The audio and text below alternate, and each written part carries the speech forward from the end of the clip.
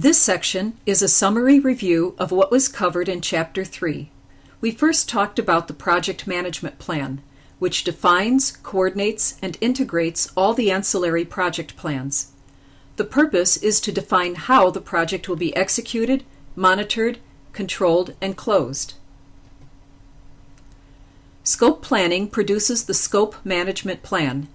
This documents how the project team will define project scope, the work breakdown structure, and handle change requests. The scope definition process produces the project scope statement. It describes all of the work of the project and only the work of the project. It also lists the project deliverables and a series of criteria used to describe and measure project objectives.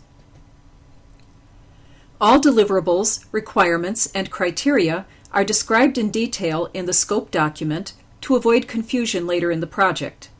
Formal sign-off of the scope helps to prevent any problems surfacing later when requests that are out of scope are made. These would be handled through the change management procedures. Elements of the project scope statement are objectives, deliverables, requirements, boundary descriptions or exclusions from scope, constraints and assumptions, product acceptance criteria, project organization, initial risks, schedule milestones, fund limitations, configuration management requirements, cost estimates, project specifications, and approval requirements. The work breakdown structure is an exhaustive list of all the work to be performed in the project, decomposed until they're small enough to be defined as work packages. At the work package level, schedule and cost can be estimated. The work breakdown structure can be broken down into many levels. To help you organize your work breakdown structure, you can use the trick where highest levels are described using nouns and the lowest levels are described using verbs. The Work Breakdown Structure Dictionary contains additional descriptions and information about the work packages.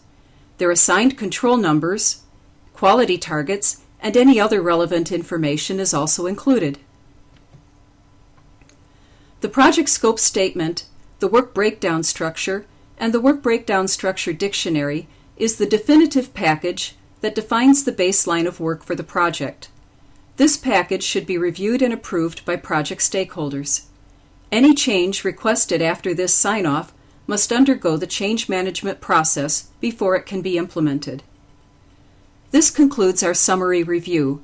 In the next section, we'll go through key elements that are important for the exam.